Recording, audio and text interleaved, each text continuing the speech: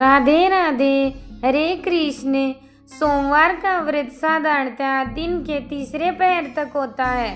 व्रत में फलाहार या पारण का कोई खास नियम नहीं है, किंतु यह आवश्यक है कि दिन रात में केवल एक समय भोजन करें। सोमवार के व्रत में शिव जी पार्वती का पूजन करना चाहिए। सोमवार के व्रत 3 प्रकार के होते हैं: साधारण प्रति सोमवार, सौम्य प्रदोष और 16 सोमवार। विधि तीनों की एक जैसी होती है। शिव पूजन के पश्चात कथा सुननी चाहिए। तो चलिए सुनते हैं सोमवार व्रत कथा। एक बहुत धनवान साहूकार था, जिसके घर धन आदि किसी प्रकार की कमी नहीं थी, परंतु उसको एक दुख था कि उसके कोई पुत्र नहीं था। वह इसी चिंता में दिन रात रहता था। वह पुत्र की कामना के लिए प्रति सोमवार को शिव जी का व्रत और पूजन किया करता था तथा सायकाल को शिव मंदिर में जाकर शिव जी के श्री विग्रह के सामने दीपक जलाया करता था। उसके इस भक्ति भाव को देखकर एक समय श्री पार्वती जी ने शिव जी महाराज से कहा कि महाराज, यह साहूकार आपका अनन्य भक्त है और सदैव आपका व्रत और पूजन बड़ी श्रद्धा से करता है। इसकी मनोकामना पूर्ण करनी चाहिए।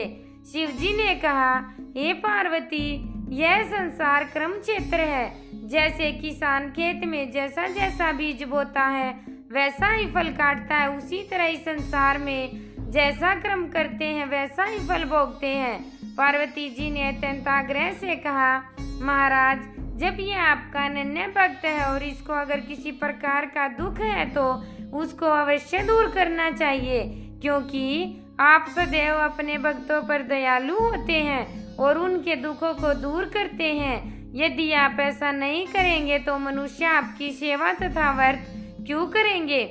पार्वती जी का ऐसा आग्रह देख शिव जी महाराज कहने लगे, हे पार्वती, इसके कोई पुत्र नहीं है। इसी चिंता में यह अति दुखी रहता है। इसके भाग्य में पुत्र न होने पर भी मैं इसको पुत्र की प्राप्ति का वर देता हूँ, परंतु यह पुत्र केवल 12 वर्ष तक जीवित रहेगा। इसके पश्चात वह मृत्यु को प्राप्त हो जाएगा। इससे अधिक मैं और कुछ इसके लिए नहीं कर सकता। यह सब बातें साहूकार सुन रहा था। इससे उसको न कुछ प्रसन्नता हुई और न ही कुछ दुख हुआ। वह पहले जैसा ही शिव जी महाराज का व्रत और पूजन करता रहा। कुछ काल व्यतीत हो जाने पर साहूकार की स्त्री गर्भवती हुई और 10वें महीने उसके गर्भ से अति सुंदर पुत्र की प्राप्ति हुई। साहूकार के घर में बहुत खुशियां मनाई गई, परंतु साहूकार ने उसकी केवल 12 वर्ष की आयु जान कोई अधिक प्रसन्नता प्रकट नहीं की और न ही किसी को भेद ही बताया। जब वह बालक बड़ा हो गया तो उसकी माता ने उसके पिता से विवाह आदि के लिए कहा, तो वह साहूकार कहने लगा कि अभी मैं इसका विवाह नहीं करूंगा, अपने पुत्र को काशी जी पढ़ने के लिए भेजूंगा।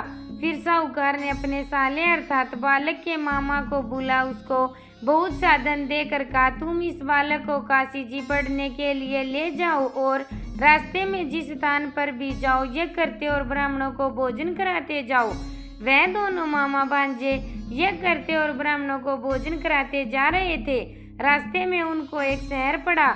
उस शहर में राजा की कन्या का विवाह था और दूसरे राजा का लड़का जो विवाह कराने के लिए बारात लेकर आया था वह एक आंख से काना था। उसके पिता को इस बात की बड़ी चिंता थी कि कहीं वर को देखकर न के माता पिता विवाह में किसी प्रकार की अड़चन पैदा न कर दें। इस कारण जब उसे अति सुंदर सेठ के लड़के को देखा तो मन में विचार किया कि क्यों न दरवाजे के समय इस लड़के से वर का काम चलाया जाए। ऐसा विचार कर वर के पिता ने उस लड़के और मामा से बात की तो वे राजी हो गए। फिर उस लड़के को वर के कपड़े पहना तथा घोड़ी पर चढ़ा दरवाजे पर ले गए और सब कार्य प्रसन्नता से पूर्ण हो गया। फिर वर के पिता ने सोचा कि यदि विवाह का कार्य भी इसी लड़की से करा लिया जाए तो क्या बुराई है।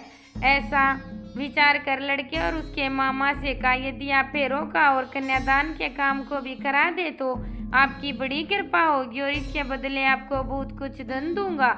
और उन्होंने स्वीकार कर लिया और विवाह कार्य भी बहुत अच्छी तरह से संपन्न हो गया। परंतु जिस समय लड़का जाने लगा तो उसने राजकुमारी की चुंदड़ी के पल्ले पर लिख दिया, कि तेरा विवाह तो मेरे साथ हुआ है, परंतु जिस राजकुमार के साथ तुझको भेजेंगे वह एक आंख से काना है और मैं काशी जी पढ़ने जा रहा हूँ। लड़के के जाने के पश्चात उस राजकुमारी ने जब अपनी चुंदड़ी पर ऐसा लिखा पाया तो उसने राजकुमार के साथ जाने से मना कर दिया और कहा कि यह मेरा पति नहीं है, मेरा विवाह इसके साथ नहीं हुआ है, वह तो काशी जी पढ़ने गया है। राजकुमारी के माता पिता ने अपनी कन्या को विदा नहीं किया और बारात वापस चली गई। उधर सेठ का लड़का और उसका मामा काशी जी पहुंच गए। वहां जाकर उन्होंने यह करना और लड़के ने पढ़ना शुरू कर दिया। जब लड़के की आयु 12 साल की हो गई उस दिन उन्होंने यह रचा रखा था कि लड़के ने अपने मामा से कहा, मामा जी आज मेरी तबीयत कुछ ठीक नहीं है। मामा ने कहा अंदर जाकर सो जाओ। लड़का अंदर जाकर सो गया और थोड़ी देर में उसके प्राण निकल गए। जब उसके मामा ने आकर देखा तो वह मुर्दा पड़ा है तो उसको बड़ा दुख हुआ और उसने सोचा कि अगर मैं अभी रोना पीटना मचा दूंगा तो यज्ञ का कार्य अधूरा रह जाएगा। तो उसने जल्दी से यज्ञ का कार्य समाप्त कर ब्राह्मणों के जाने के बाद रोना पीटना आरंभ कर दिया। संयोग वश उसी समय शिव पार्वती जी उधर से जा रहे थे। जब उन्होंने जोर जोर से रोने की आवाज सुनी तो पार्वती जी कहने लगी, महाराज कोई दुखिया रो रहा है, इसके कष्ट को दूर कीजिए। जब शिव पार्वती ने पास जाकर देखा तो वह एक लड़का मुर्दा पड़ा था। पार्वती जी कहने लगी, महाराज ये तो उसी सेठ का लड़का जो आपके वरदान से हुआ था। शिव जी कहने लगे, पार्वती इसकी आयु इतनी थी सो यह भोग चुका। तब पार्वती जी ने कहा, महाराज इस बालक को और आयु दो, नहीं तो इसके माता पिता तड़प तड़प कर मर जाएंगे। पार्वती जी के बार बार आग्रह करने पर शिव जी ने उसको जीवन वरदान दिया और शिव जी महाराज की कृपा से लड़का जीवित हो गया। शिव पार्वती कैलाश चले गए। तब वह लड़का और मामा उसी प्रकार यज्ञ करते तथा ब्राह्मणों को भोजन कराते घर की ओर चल पड़े। रास्ते में वे उसी शहर में आए जहां उसका विवाह हुआ था। वहां पर आकर उन्होंने यज्ञ आरंभ कर दिया तो उस लड़के के ससुर ने उसको पहचान लिया और अपने महल में ले जाकर उसकी बड़ी खातिर की। साथ ही भूत दास दासियों से आदर पूर्वक लड़की और जमाई को विदा किया। जब वे अपने शहर के निकट आए तो मामा ने कहा, मैं पहले तुम्हारे घर जाकर खबर कराता हूँ। जब उस लड़के का मामा घर पहुंचा तो लड़के के माता पिता घर की छत पर बैठे थे और यह प्रण कर रखा था कि यदि हमारा पुत्र सकुशल लौट आया तो हम राजी खुशी नीचे आ जाएंगे, नहीं तो छत से गिरकर अपने प्राण खो देंगे।